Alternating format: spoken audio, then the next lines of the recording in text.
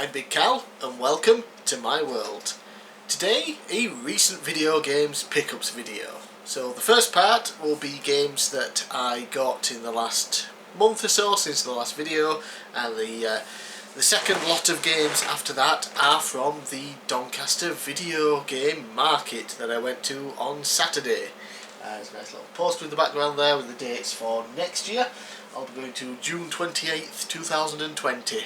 They do normally 3 a year, but I'm only going to 1 just because I'd be broke if I didn't. So let's just get right into it with some games. So first we have for the Switch, Super Mario Maker 2. So that just came out on Friday. Had it on pre-order for a few months, so very happy to have gotten that. I've only really delved into the story mode for now, which has been really good, because the levels are based on a lot of the new mechanics in the game, and the what do you call it, win conditions basically. You have to collect so many coins before you can exit the stage, or you're not allowed to jump or fall off of any high place, which can get quite difficult. So that's really good. I'm looking forward to getting into the creation part of it, but it's a little awkward on the Switch because on the Wii U for the original had the the touch. You had the stylus for the touchpad. It was just a lot easier that way with the second screen. This time around it's not quite the same, but I have ordered a stylus that will work with the Switch. So I'm looking forward to that arriving in the post so I can really delve into the creation of it.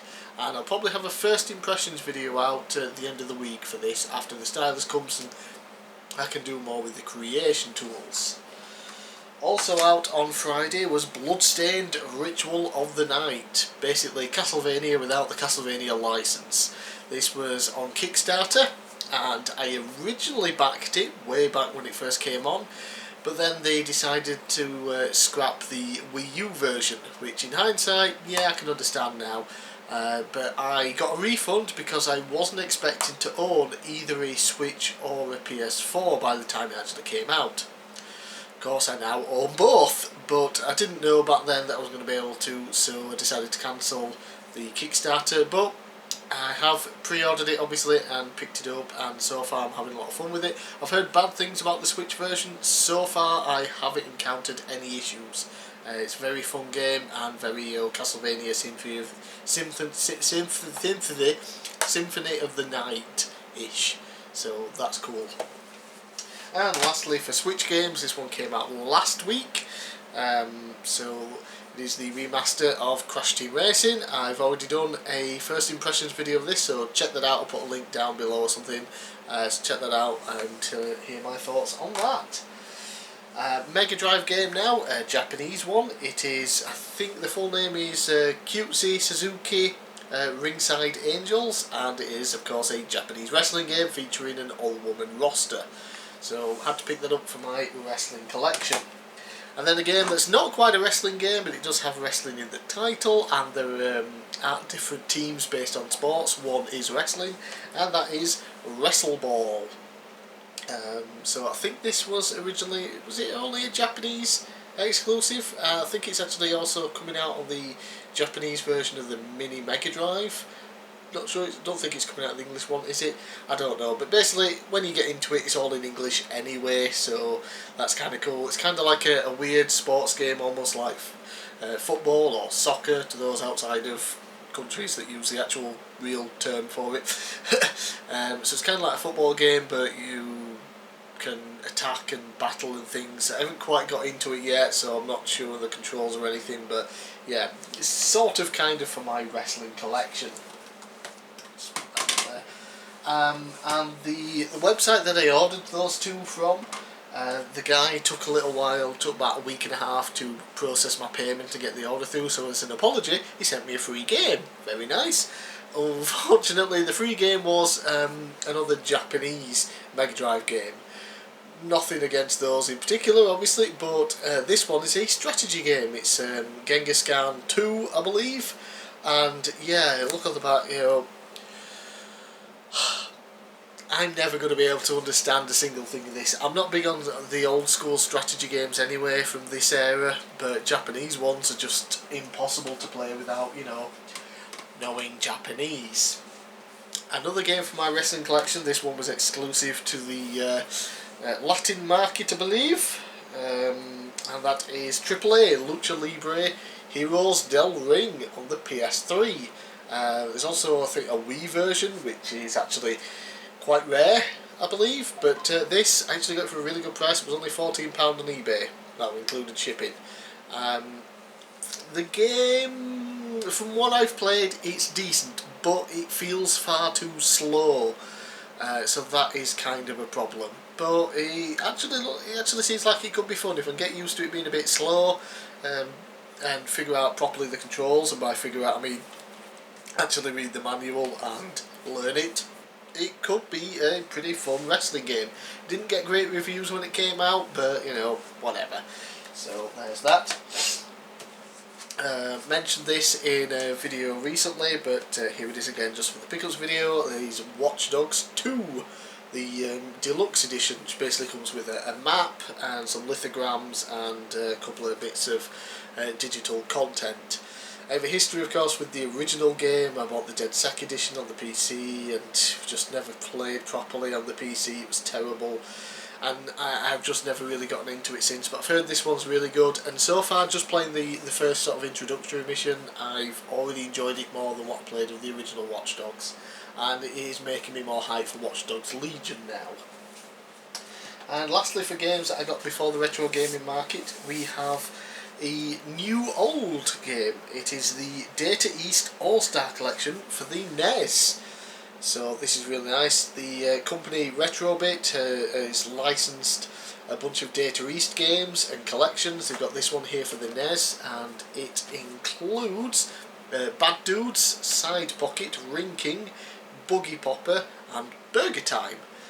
Ring King is actually a game that's been on my NES want list, so I was happy to get that. Burger Time, a very difficult game, but really kind of addictive and fun. The others, yeah, a bit iffy, but it was really nice. It was really cheap as well. I got this for 14 quid, and yes, it is, well, a couple of little pins come at the top. And yes, it is in fact, you know, a NES cartridge, and it looks like just like the old classic unlicensed ones that they would do. So that's really cool. And oh yeah, it comes with an instruction manual, sort of. It's more like a leaflet. Some Burger Time stickers, and so I can get it out of the box. You know, a nice cartridge sleeve as well. So I was really happy with that, especially for the price I got it for 14 quid. They also do some Super Nintendo ones. There's a couple of versions. There's like a Brawler one and the Joe and Mac collection. So I wouldn't mind picking those up at some point. Right then, moving on now to the video game market in the Doncaster Dome. Like I said, it's 3 times a year it happens. It's the biggest gaming market in the UK. I've been going since they started it a number of years back. It started coming to Doncaster anyway. It was a different location before, but Doncaster's near me, so it's perfect. So firstly, a freebie I got. It's one of the first stalls I went to. I think it might have been the first one that I actually bought something from. Got the item, and then just before I left, he says, "Here, have this," because he's a fan of my YouTube channel.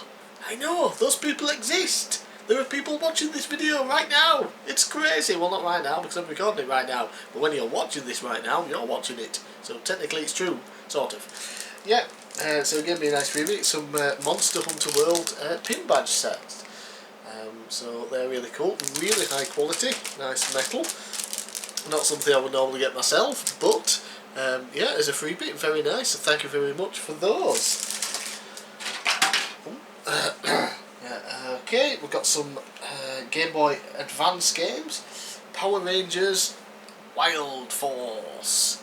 So I think this is based on one of the many Power Rangers series they did, because they always had different iterations of it. I never saw that one, I only remember the original. I actually thought this was a normal side-scrolling beat-em-up style game, like a lot of the old Power Rangers games are. But no, it's more of an isometric 3D style brawler. And it's not fantastic, but it's playable. It is okay, and yeah, it was cheap. And a game that was on my list that I wanted, Banjo-Kazooie, Grunty's Revenge. Yeah, so this basically sort of plays like the 3D platformers, but in an overhead view, on the Game Boy Advance, and it's actually pretty good. And it takes place between the first and second games, I think. I think it does anyway. Anyway, Gruntilda gets put into a Mecha Gruntilda body, and then can magically travel back in time. She kidnaps Kazooie, and then Banjo gets sent back in time to go save him. Weird story, but yeah, it seems pretty fun so far. Now we got an original Game Boy game, that is Tetris 2. Yes, they released a sequel to the classic Tetris game. And this plays kind of like a mix of Tetris and Dr. Mario, where you have, I don't know if you can see on the cover there, those little like white spiky balls. There's different coloured ones of those, and you basically have to get, two of the other same colour to remove them. They're basically kind of like bombs. Remove them all on the screen and you win that stage. Basically just like Dr. Mario and deleting the viruses. So yeah, it's really fun. I'll just go with some more handheld games here. I don't have footage recorded for these because obviously I haven't got the ability to. So again, that's been on my want list every time I've gone to the retro gaming market for the last year or so, for the last couple of years, has been Dragon Quest V Hand of the Heavenly Bride on the DS. I didn't see it last time I was there at all. Didn't see it on a single stall. This time I saw it twice. One was at £50, not paying that for it. Another was £42. Again, still a bit more than I wanted to pay for it. So I was finishing up, about to walk out, then I thought, you know what, I've got the cash on me, I'm going to go buy that. Which store was it at? So I went round looking, and went on to another stall, picked it up. Ooh, this one's £35. Immediately gave the guy the money, put it in my bag, came home, was looking through what I bought when I got back, realised, shit. Chapters of the Chosen, Dragon Quest 4, already own it. No wonder it was so cheap compared to the other prices. So I was very, very, very disappointed when I got home and realised I was wrong. This game, however, I'm very excited to own now. I've never seen it before in person, so it wasn't something really on my list to look out for. Never thought about it until I saw it. And that is the Dragon Quest Heroes spin-off, Rocket Slime. This was not released in the UK, it was only released in Japan and the US, and this is a US version. So yeah, you get to play as a slime called Rocket, I believe, hence the name Rocket Slime. And yeah, it's kind of like almost like an action RPG with some puzzle elements, I think. I've only played a little bit so far, but yeah, very happy to add that to my collection. That's really cool. A game I wanted last time, couldn't get again, but I got the other version, which was Pokemon Heart Gold. So I finally got Soul Silver for the DS, of course, my favourite of the games. Picked this one up for my wrestling collection, and because it's dirt cheap, it's not very good though, Smackdown vs Raw 2008 on the DS. It is entirely controlled via the touchscreen. Yeah, it's not good. I wanted it. I needed it for my wrestling collection. And lastly, for DS games, I own this one on the PSP, but it's a really fun game. I wanted the DS version as well. Grand Theft Auto Chinatown Wars. This goes back to the original games with the overhead view, and it's in Liberty City as well, I believe, still. Yeah, it's just a really, really good game, and I love the old over-the-top, bird's eye view style that they used to give us with Grand Theft Auto. Right, moving on, we have a Super Nintendo game, FZero. Really just wanted this for my collection. I can play it on the mini SNES through the HD and that, but I did want the original card. It's just a really fun racing game, futuristic style. And then I also picked up FZero X for the Nintendo 64. It's just the N64 version. Looks better, plays a little bit better, I think. Yeah, so very happy about that. I did want to pick up GX on the GameCube. Before I left, I got a list together of stuff I wanted. GX was on it, and I checked eBay sold prices for the last week, and it was going for about £12 to £15. I saw it only on 2 stalls at the retro gaming market, the video gaming market, sorry, and it was 25 quid each. So yeah, I did not buy. This game was also on my my NES want list, not the one necessarily I went into the gaming market with, and that is Cobra Triangle. Offhand, I can't quite remember. I'm pretty sure it's a sequel to something, but you're in a speedboat and it's kind of like a shooter game, sort of like you know, Gradius and things like that. So yeah, really cool. This game I had a very hard time finding. I couldn't find it last time I was there, and I only saw it twice on the same stall, one without manual and then the one with manual, which is the one I picked up, because I didn't want it unboxed, I wanted the complete version, and that is Pro Wrestling, and it's fantastic cover art for the Sega Master System.